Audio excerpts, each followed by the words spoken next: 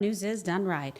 And massive big breaking news from the Trump White House as President Trump and his staff are off to a fast start in the new administration, delivering on day one promises and moving full speed ahead. And President Trump began his week with a series of executive orders dismantling the DEI madness inside our government. First, he put all federal employees in DEI positions on leave. Then he cut funding for all DEI programs and directives across the federal government. But he did not stop there. President Trump directed the Office of Management and Budget to end all related mandates, policies, and programs across agencies. President Trump also revoked a Lyndon Johnson-era affirmative action executive order and made it clear that hiring decisions must be based on merit. It's all very historic. It is powerful and promises that are being delivered. It will reshape our government and our country for the better. And it also sends a message to the private sector that discrimination will no longer be tolerated. And here is President Trump last night sitting down with Sean Hannity in the Oval Office. Watch. A civil trial, a criminal trial, conviction, sentencing, Jack Smith, D.C., Florida, Fonnie Willis. I mean, you fought through all of that to get back right here in this office. What people don't know is over there's a little red button you push. You scare people. People think it's the nuclear button, but it's really, something else. It's you use it for a different purpose.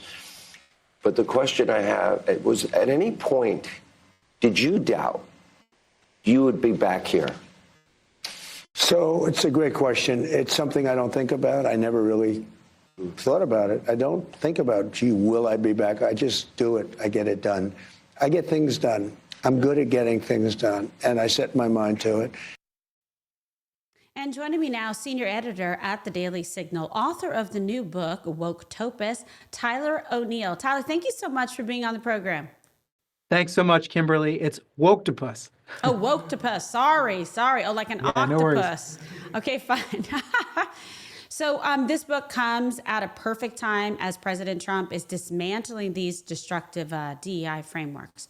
Because for too long, America's bureaucrats have been living on a different planet, let's be honest, from the rest of us, and now they are getting a reality check. The book has a, striking name, like you said, Woketopus. I love that. But what does that refer to, and what's the reality check that you deliver?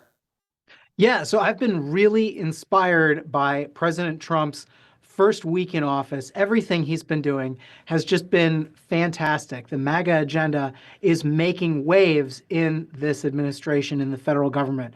But the deep state is going to fight back. What we're already seeing is these woke bureaucrats preparing to oppose President Trump's agenda from within. 64% of DC-based bureaucrats who voted for Kamala Harris said they wouldn't follow a legal order from Trump if they thought that it was bad policy.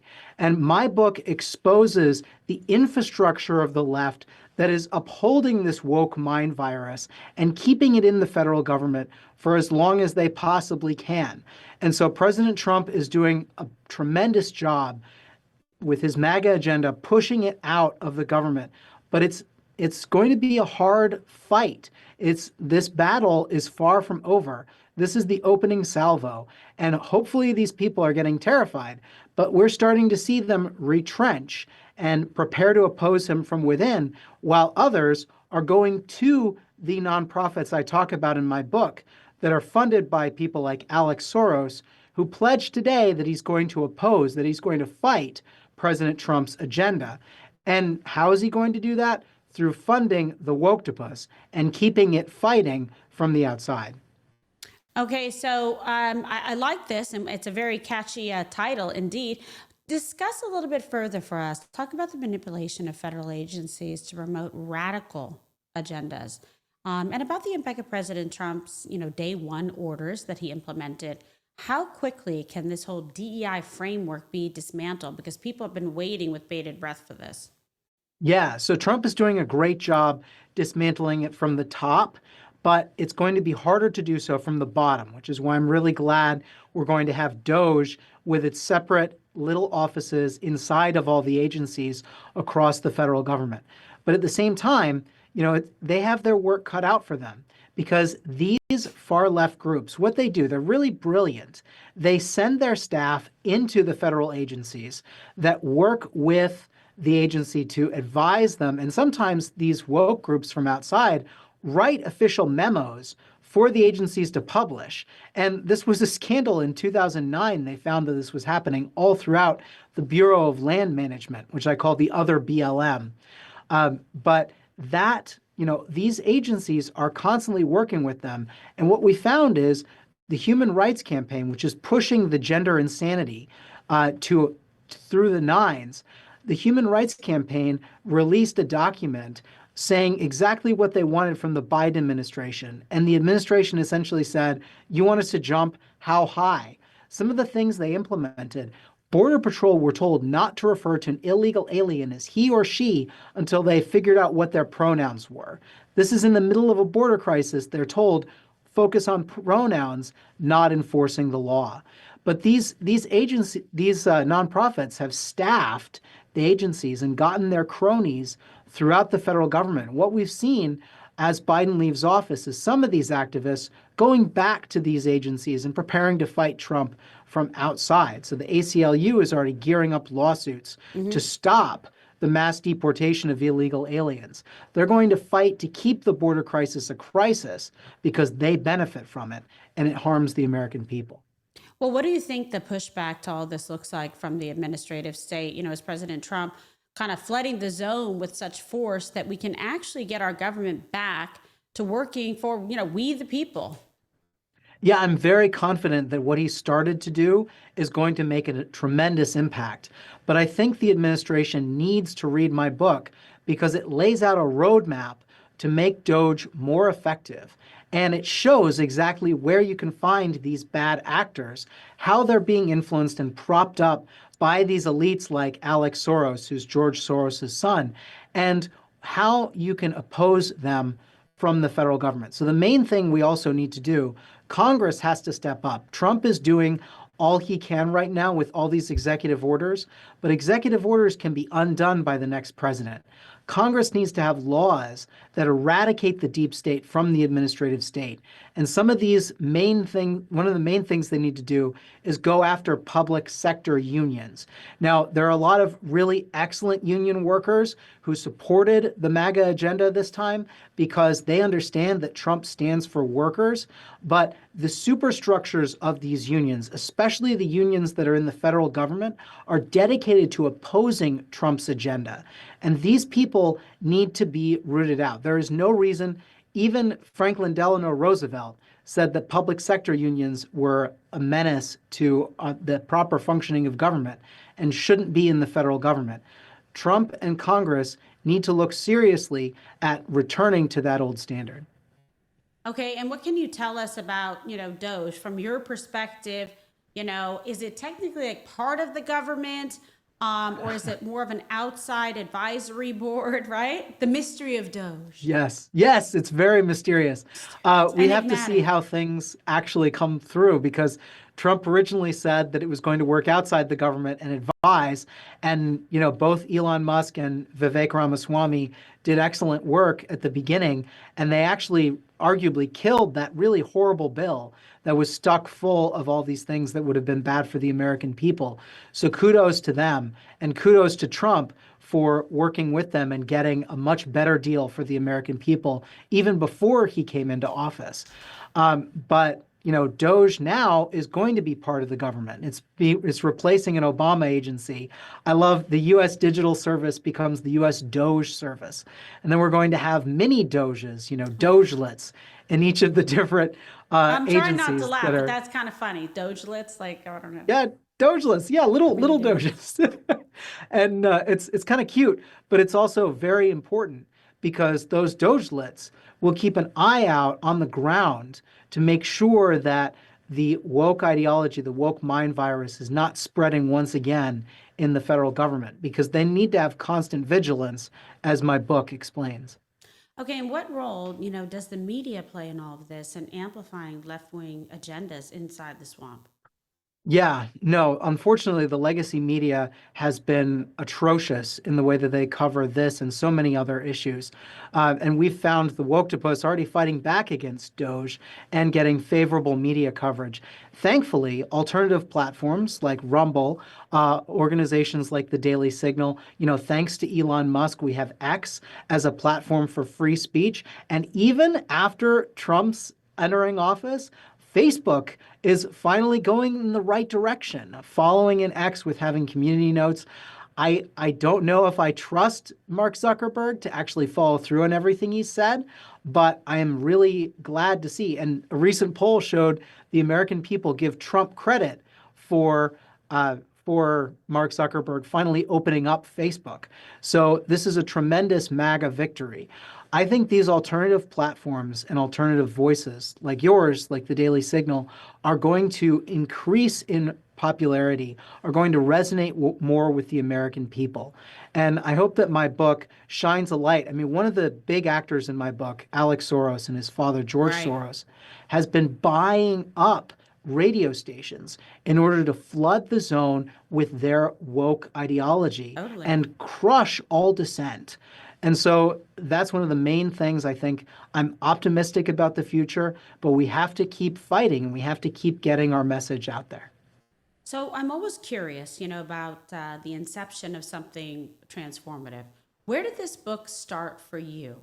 And how Yeah. did you kind of conduct the research, that whole process behind it, to put all these pieces together? So I've been flabbergasted by the influence that an organization called the Southern Poverty Law Center Oh, has in the federal government. This organization, I'm based on your familiar with it. reaction, you know them well. They demonize mainstream conservatives and Christians by putting them on a map with chapters of the Ku Klux Klan. And actually, this past year, they put gays against groomers on the hate map, and they called them an anti-LGBT hate group. This is a group of gay people, and the SPLC says they're anti-gay. But they're also demonizing anyone who disagrees with the transgender agenda, with an open borders agenda. They have anti-immigrant hate groups. And I've been following this group for a while. I wrote my first book, Making Hate Pay, The Corruption of the Southern Poverty Law Center, about how they went off the rails and why they shouldn't be trusted. And they actually inspired a domestic terrorist attack in 2012 here in DC. But they, under the Biden administration, they were brought in everywhere, advising the Department of Education, advising the Department of Justice. And then the FBI notoriously had that memo attacking radical traditional Catholics. And, many of the great men and women of faith who supported President Trump in this cycle were proud Catholics. I mean, many of my colleagues are. I'm only not Catholic because I'm like close. I'm Anglican. But in any case, the SPLC, not only did the FBI cite them on this, but the SPLC has a track record of suggesting that if you're a true Catholic, if you follow the real teachings of the Catholic Church, you belong on the hate map with chapters of the Klan. And so that's how far off the reservation they are. And I thought, if the SPLC could have influence in the government, what other far left extreme activist groups are influencing and infiltrating the government? And when I scratched beneath the surface, I found a tremendous influence network that traces all the way back up to George Soros and Alex Soros. Groups like Arabella Advisors, they create nonprofits. Oh, It's like familiar there's with dark them. money and then there's dark money, and that's what Arabella Advisors is. And so they're propping up this influence campaign from outside that's pushing the woke mind virus throughout the federal government. And now, their tentacles are still there. So Trump is whacking them one after another, but he has a lot more whacking to do. And I'm excited to see what's going to happen. But I think my book is really important for Trump and his team and Doge to look at and see the influence of these groups, which groups they should keep an eye out for, Sure. and how ultimately they can win this battle. So you've seen what President Trump has done, obviously on week one, Tyler. But what do you expect in week two and beyond to kind of keep this ball moving forward? It's like a most auspicious start. And then, what comes next? Yeah. Yeah, I'm really excited with what comes next. I think we've had discussions that the Senate might keep working over the weekend so that they can finally confirm more of Trump's nominees. It's been shocking the way the Democrats have been holding this back because the process moved a lot faster under Biden. And now what we're seeing is, finally, thank goodness, Pete Hegseth just got confirmed this afternoon. Sure. But Trump has to hit the ground running, and he has to have his nominees confirmed as fast as possible. And so I think what's starting to happen is the Senate is gearing up. Trump has started with all these executive orders, and now from what I'm hearing, he's going to pardon the pro-life protesters who are unjustly put in jail by the Biden administration. And this is a really tremendous scandal that the Biden administration did, and Trump is finally setting it right. And so step by step by step, it's a new day in America. Yes. But he has to actually do the hard work to make it last. I have every trust that President Trump will deliver for the American people. Of course. But Congress I has to agree. back him up. 100%. Yeah. But what do you see with that? I mean, I think there's been a lot of rhetoric and a lot of, push out there by the base to put through Trump's nominees to make sure that they are honoring his America First agenda and putting in the people that he believes will best fulfill the promises that he has made to the American people. Do you see any obstacles, roadblocks along the way? So far, I think this has been very positive in terms of what we've seen, support for the nominees, et cetera, going forward, and a big aggressive push to back them. Yeah, I was surprised that the Washington Post backed up, the Washington Post editorial board backed up every Trump nominee except 4. Now, granted, one of those 4 is one I have tremendous faith in to actually fight the deep state. So it makes sense that they don't like him. That was Russ Vought over at OMB. But I see a glide path for Trump's nominees. And the fact that Pete Hegseth just got confirmed really gives me confidence. What I'm also looking at is the reconciliation bill. There's going to be one big, beautiful bill, Trump says, and it might end up being 2, but he's fighting for 1. And what this bill has to do, it's going to fight the border crisis, it's going to unleash American energy, and it's going to lower taxes for the American people. I would recommend, based on my book, that it also have provisions fighting against these public sector unions and curbing some of these really horrible agencies like the Consumer Financial Protection Bureau and implementing a policy called the REINS Act, which would restore Congress's authority over a lot of these administrative agencies that have just gone off the walls in the past administration. Well, that's what we hope for, that there's going to really be aggressive pushback across the board. But I think we're moving very quickly. I mean, what's your assessment of it? I think it's actually going quite fast. It's been a fantastic week. It's hard to keep up with all the executive orders. I mean, Trump, there's this video going around on X where it's just saying like an hour long of Trump signing executive orders, and it's every conservative's desire to just watch this over and over and over again, because he's bringing sanity back. And some of these orders, like the order on fighting gender ideology, the orders reversing Biden's open border policies. These orders are going to have tremendous impact restoring sanity to the American people. And I can't wait to see them fully implemented the way that they're meant to be. We can bring back the common sense that there are 2 genders. We can bring back the common sense. He said that there's an invasion at our southern border, and he is going for emergency powers to clamp down on it, to prevent illegal aliens, and then, of course, to issue mass deportations, which the American people overwhelmingly support. And we all know the legacy media is going to rush immediately to find as many sob stories as they can to try to prevent these deportations from going through. But the American people know that this is an essential issue. I mean, I grew up in Colorado. I couldn't believe that Venezuelan gang going door to door with an AK-47 in a place that wasn't too far away from where I went to high school. It's like we weren't living in the same country anymore. And that's why it feels like morning in America with this week with this new president. Well, I love that Morning in America, a great political and historical reference. And that is what it feels like. It's an apt phrase indeed. So promote your book. Where do they go get it? All of the above. This is your big chance. Thank you so much, Kimberly. So yeah, I think the number one thing, you can go on Amazon, just search the Woktopus. If you Google Woktopus, it is the top result. Pick up your copy today. It's available wherever books are sold. It's also available from Simon & Schuster. It's available from a whole bunch of foreign language websites. If you Google Woktopus, you'll see you can buy it from France if you really want to. But we also have woktopus.com that's going to be launching very soon. You can go to the Daily Signal and follow me on X, Tyler2, the number 2 O'Neill, O'Neil, just one L. I'm not the Orioles baseball player. I'm trying to get it as in shape as he is, but he's trying to say he's you, I heard.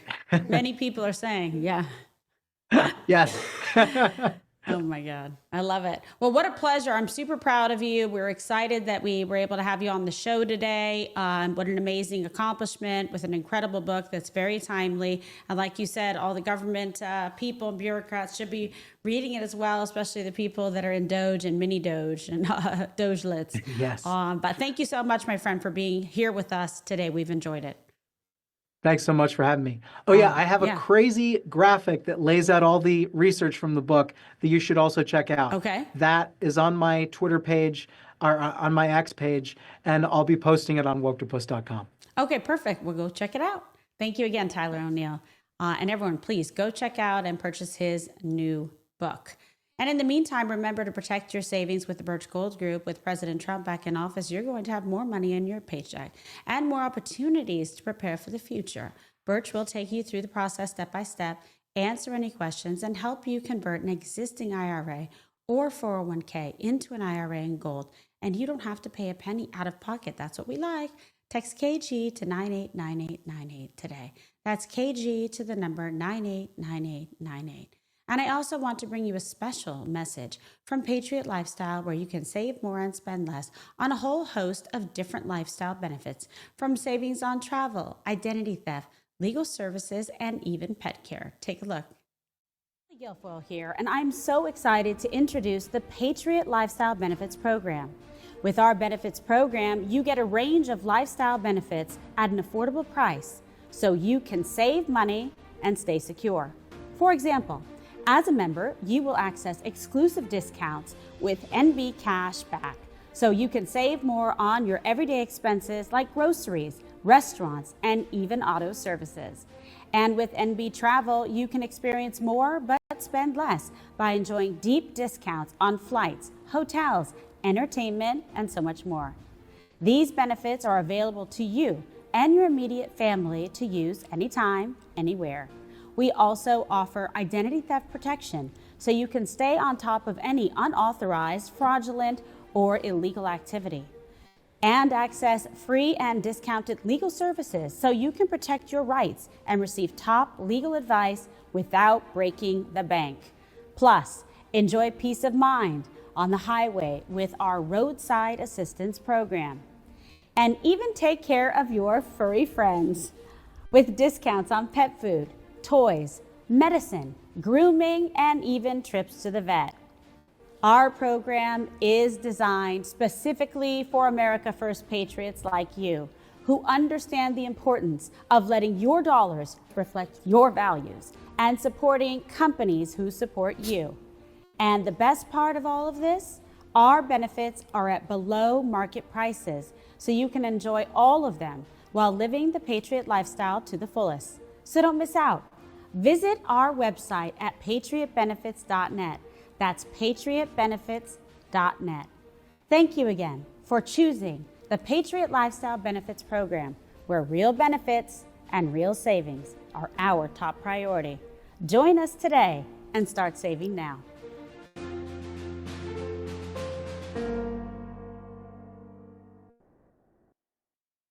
And you can go to patriotbenefits.net to learn more because these programs all come at an extraordinary value and they will greatly improve your life.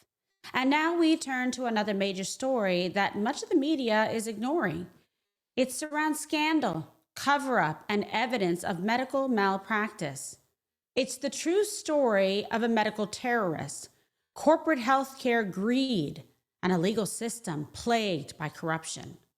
And it's a story of how a lawyer put it all on the line to expose the truth and suffered greatly for standing up for justice.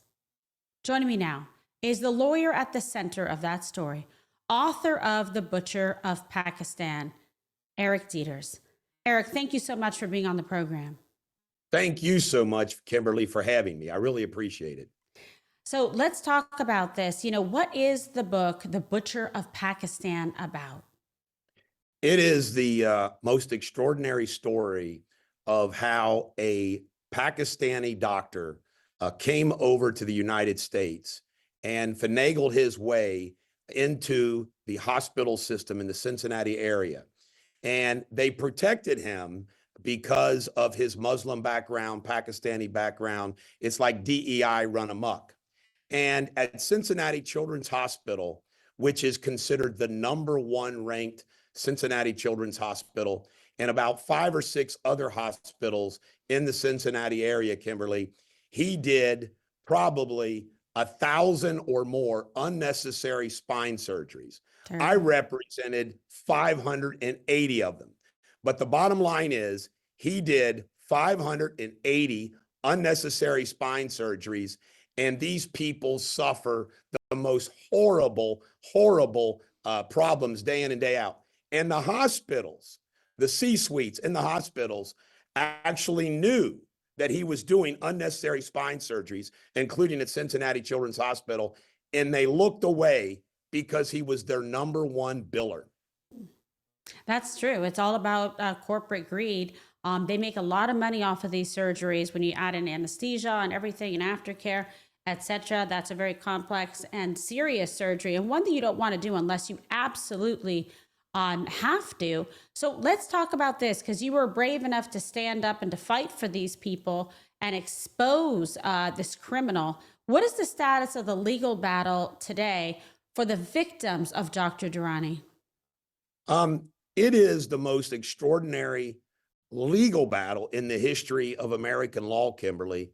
And it's sad that the Cincinnati area media, who is owned by the Cincinnati area hospitals, have refused to report on that. That is the importance of you giving me this platform today. So here's the status of things. The hospitals settled. They finally decided, hey, we need to settle and we'll take care of it.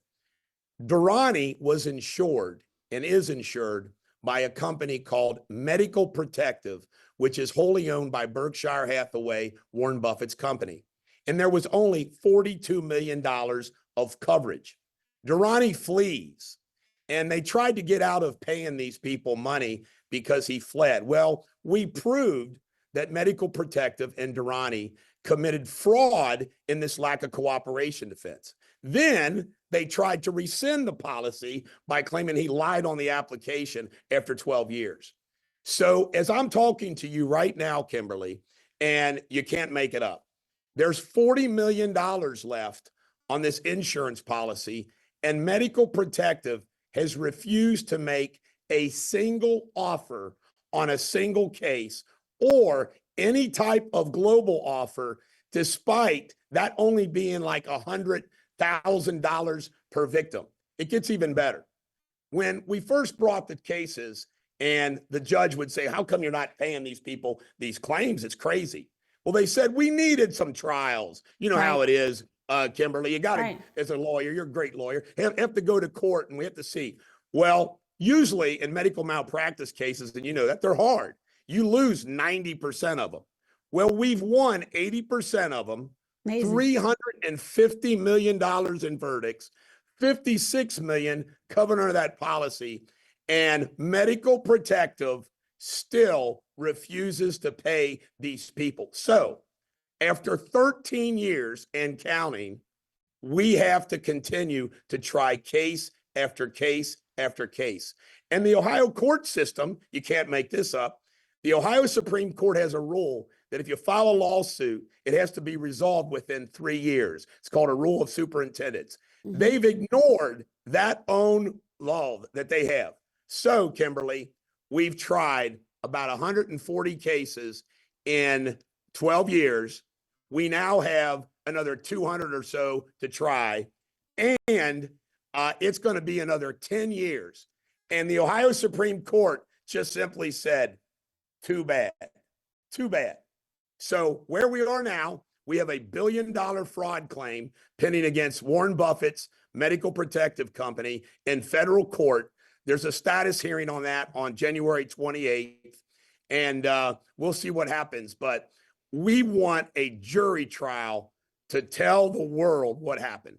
No, absolutely. Take it to the court of public opinion as well. And Right. also to create an awareness that people understand that this is happening, and to prevent anything like this atrocity to ever happen to anybody else. It's absolutely outrageous, especially when you think about the care and protection and trust that you put in medical professionals. For them to grossly violate that and to open people's bodies up and injure them and hurt them is beyond evil and malicious. It is demonic, and it is disgusting, and should not happen in this country or any country throughout the world. So I applaud you for what you were doing. And I want you to kind of try to encapsulate what you want everyone across America to really truly know about this story. I know it tugged at your heart, and you're a prayerful man and a man of God. And also, personally, the price, Eric, that you face, the consequences you face for taking on this case and telling this story and exposing this corruption. Well, fortunately for America, we just saw the 47th president installed, and I'm very fortunate to call you and Don and Eric and the president friend. And what's amazing about it is, and the reason why I bring that up is what the president went through when he had to stand up for himself. I can relate to that, because here's what happened. When I filed these lawsuits against these hospitals, and you're talking about the most powerful individuals, the largest law firms in the Cincinnati area, and they control the media, they control the court system. They went after me, and they went after me trying to get my license suspended. My license did get suspended, but I retired so I could put together a legal team to continue to fight this cause.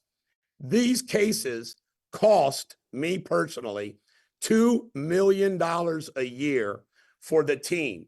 These are spine cases. So we have to bring in neurosurgeons, orthopedic surgeons, neuroradiologists. We have lawyers. We have people who prepare the cases. And we bring this team into the courtroom to fight this battle. So it's very expensive. So I've made that sacrifice. In addition to that, the vilification of me is unbelievable. I have to endure it from the local media. I have to endure it from the local legal community, the local court system, where they try to portray me as the bad guy when I'm fighting these people. Now, I went to jail, actually, Kimberly. I mean, this story. Literally, this story Insane. has the most amazing anecdotes. There was a gag order in place, and this judge was named Judge Schweikert. And I stood before him, and he wouldn't give these victims their trials. And I called him evil to his face. And he threw me in the Hamilton County Justice Center for 15 days. And I got out after 8 days. But I literally went to jail and spent 8 days in the Hamilton County Justice Center fighting for these victims. And I am so honored that these victims trust me, have been loyal to me. We have this great bond. But to get to after I've laid that groundwork, what I want everyone across America to know, that there is happening right now in Cincinnati, Ohio, not just like Dr. Death, where he performed a bunch of surgeries and a few people died. This guy killed people. This guy committed massive malpractice. He lied. He would say their radiology was, this radiology here shows that you got severe stenosis. And everyone who stood up and fought back, including me, they come down hard. So you're literally fighting the world. And right now, Medical Protective has thrown up every possible block that they can in the legal system. And we just keep outsmarting them and keep fighting them. And that lawsuit for fraud, I think will go to trial probably in 2025, and we'll finally get them. But this story shows how corporate healthcare has taken over our healthcare system, and it's about money. It's not just about healthcare and medicine. It's about how much money we can make. And there's stories all across the United States, Kimberly, you alluded to it, about these spine surgeries. They make a ton of money off of them. And it's just sad. Oh, one final thing about this, that he preyed upon the lowest socioeconomic group in the Cincinnati area, and he was the #1 biller of Medicare and Medicaid. And the government did come down on the hospitals, and they had to pay back a bunch of money. But the world needs to hear this story. Yeah, absolutely. And thanks to your powerful voice, your passionate voice as an advocate for victims standing for justice, the world shall hear it. From my understanding, so the state of Ohio, and want to get into some of the legalities here, does require, you sort of touched on this, every civil case to be over in 3 years. Now, these proceedings have gone on for over a decade. What's going on here? It is insane. When we filed these lawsuits, we asked beginning in 2013, Kimberly, for group trials. And a judge, his name is Judge Robert Rulman in Hamilton County, Ohio, put all the cases together, and he was going to have 3 big trials, and they'd be over by 2017. Maureen O'Connor, and you had her picture up there. Thank you for doing so, Drew. Maureen O'Connor, the Chief Justice of the Ohio Supreme Court, got elected by massive insurance money. And she took Judge Rulman off the case the morning of a mediation, split the cases all up, then brought in Judge Schweikert, the guy that threw me in jail. Judge Schweikert refused to hold group trials. And we told him, we said, wait a minute, there's 580 victims. Why should somebody file a lawsuit in 2013 and their case isn't over for 12 years just because there's so many? And we said, get one judge, put them all in one room. Now, Judge Guy Reese, who currently is trying the cases in state court, is giving us group trials of 2 and 3.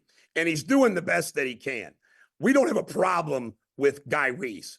The problem is the Ohio Supreme Court is the ones that administrates the courts, and they just don't care. I mean, it is bizarre, Kimberly. If you filed a lawsuit in Hamilton County or anywhere in the state of Ohio, any county, and you filed that lawsuit in 2013, it's over. 2014, it's over. 2015, it's over. 2016, it's over. 2017, 18, 19, 20, 21. Your case is over. Yet, the Durrani victims is not. Right. And Warren Buffett brags, good timing there. Warren Buffett brags that he gave $5 billion to charity last year. Yet, a measly $40 million to pay for these victims doesn't happen. Everyone needs to know that Warren Buffett, Medical Protective, the CEO of Tim Kennedy, would rather these people die. By the way, Kimberly, over 100 have died waiting for their trials. Another one died last night. Another one actually died last night. They don't care. The court system doesn't care. And Warren Buffett doesn't care. Oh, I feel terrible for these families, but, hopefully you can bring them some, comfort and some closure on this in the right form of justice. And I want to talk to you specifically about the media and the press because I came to you and said, hey, can we cover this? Like, what is the latest? What's going on with this case, with this story? I care deeply about this as a former prosecutor, always fighting and striving for victims and to give them a voice. But we haven't seen the press cover this in the way that they should. And many Americans aren't even familiar with this case, with this outrageous scandal and corruption. Why is that? It amazes. It's kind of weird, Kimberly, and I think part of it in the local Cincinnati media is because I'm a Trump supporter, and you, who have been on the inside of MAGA, know what that's like. The vilification that you get from being a Trump supporter. So it's like, well, he's a Trump supporter. But you brought up the fact that you're a prosecutor. Do you know that despite all of the evidence that we had about the hospitals knowing, the federal prosecutors and the state prosecutors did not prosecute them?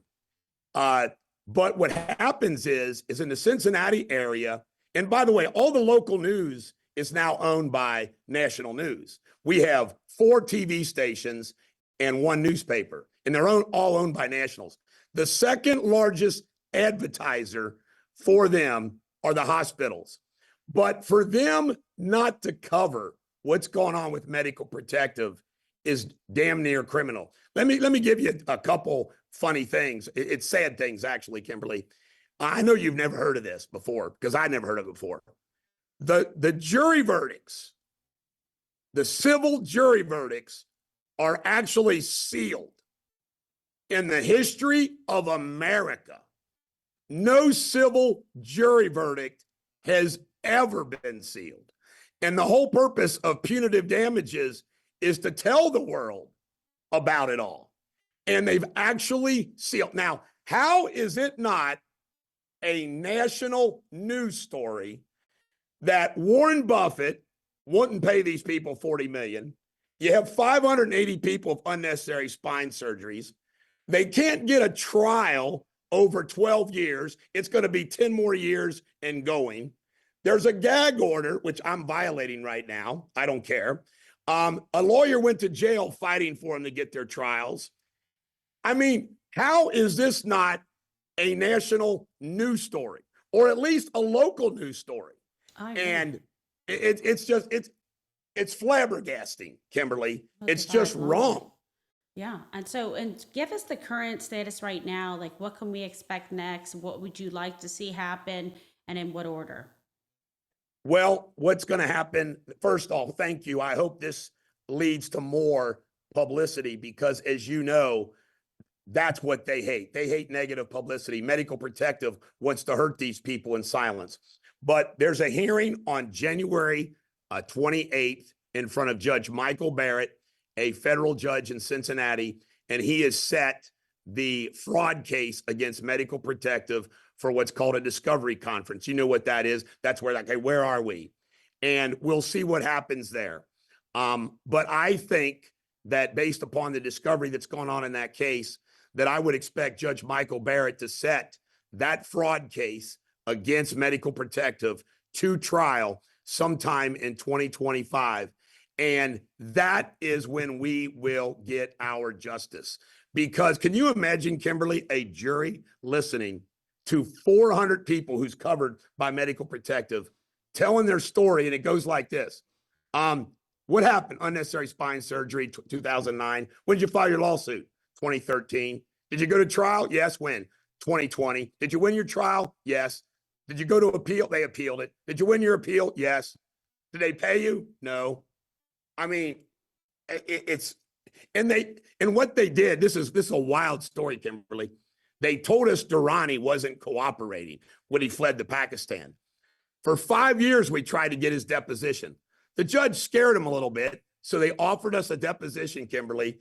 And at his deposition, Dr. Durrani from video says, I've always wanted to defend these cases. I always wanted to cooperate. So Dr. Durrani, the indicted fleeing felon, basically hung Medical Protective out on their lack of cooperation defense. And That's the fraud that they committed against us, you know, trying to claim that, oh, you know, he's not cooperating when he was. I mean, it's just unbelievable. And Kimberly, I don't want to share these stories, although I did share one with you and Don at Patriots Day Freedom Fest. It's so funny what I have to do day in and day out, raising money for this cause. I mean, it's $2 million. Mm-hmm. And the money that I made from the hospital settlements is all put back in. And I got a lot of dear friends who are helping me. But if this was a Netflix, and we've had some discussions, but I want the top of the line. I don't want somebody that, you know, that they think they can do a movie. When this does become a movie or a documentary on Netflix, HBO, whatever, some of the stories will blow you away. Like terrible. A Cincinnati Children's Hospital doctor, Dr. Charles Melman, blew the whistle on him and they told him to shut up. Terrible. Then they went after him. Four doctors in 2009, Kimberly, wrote a letter to the Ohio Medical Board to complain about him. The lawyers for the hospital, Charles Pangburn, said, don't send it. 4 doctors tried to save these people. And while they vilify me, Kimberly, when I got him prosecuted, that saved thousands and thousands of people from his scalpel. But my biggest, besides fighting for these victims, my biggest accomplishment is the people I saved from him. Agree. Can you imagine? But for you, you know, and the grace of God, what could you even possibly imagine? So people want to get more information and help you, you know, fight for justice and for these victims in the case. And so many of them, God rest their souls, may they rest in peace. You know, let us not allow their suffering to go unnoticed and unremarked in history. So I think it's important people know where to go, give the website, etc., for any information where people can get involved or follow this story, since sometimes the mainstream media is not doing so. There is a website called butcherpakistan.com, and you can also email me at eric@ericdeters.com. Easy to remember, eric@ericdeters.com. And if you're somebody who would like to donate financially to the cause, if you're somebody who has connections in the news media, if you're somebody that's got connections to podcasters, whatever, Kimberly Guilfoyle, who's a dear friend, and, you know, she given us this is the first, you're breaking this story, Kimberly. Thank you. You are breaking this story for the country. Hopefully it leads to the justice for these victims. Because as you mentioned, if you can't beat them in the court, well, we're beating them in the courtroom, but they hate negative publicity, don't they? They hate negative publicity. Well, they've gotten the facts here today, and the facts do not look good for them. And we just need to, you know, persevere to make sure the story gets out there, the public is aware of it, and justice delayed is not justice denied. My dear friend, Eric Deters, thank you for what you do. You're a champion of justice and a voice for the victims. Thank you, Kimberly. I cannot thank you enough. Hearts filled with gratitude. All of these people are watching, and I can tell you, they thank you. Thank you so much. It's my pleasure and honor to be a proper journalist and get the news and the facts out there, especially about a case as egregious as this. Eric Deters, thank you. Be well. Thank you, Kimberly. And make sure you like and subscribe so you never miss an episode. It's all of you who make this show possible, along with our incredible sponsors. We're very grateful for them, like the 1775 Coffee Company. You know, we talk about it all the time, right? We don't compromise on taste, quality, or values. And 1775 coffee is brewed to literal perfection. It is crafted with precision, and it is built on patriotism. The farm-to-cup process means there is quality, authenticity, and sustainability from start to finish. And all the beans are ethically and exclusively single-sourced. So try 1775 coffee today. Go to 1775coffee.com/KG for 15% off your first order. And in closing, President Trump is working nonstop to deliver for we the people, we the American people, everything we've been pushing for and praying for, talking about and spotlighting. Well, it is now turning into reality. It is a lesson in how leadership matters and elections matter more than ever, and just how much courage it takes to enact needed change. I want to personally thank you so much for joining today on this important episode. Please be sure to download the Rumble app, subscribe to my channel, turn on notifications, like and share, and tell all your friends so they know exactly where to find us. And please also be sure to follow me across all platforms: X, Truth Social, Facebook, Instagram, and TikTok. Stay tuned to Rumble for all the very latest breaking news coverage. I hope you have a great rest of the day, and I'm looking forward to talking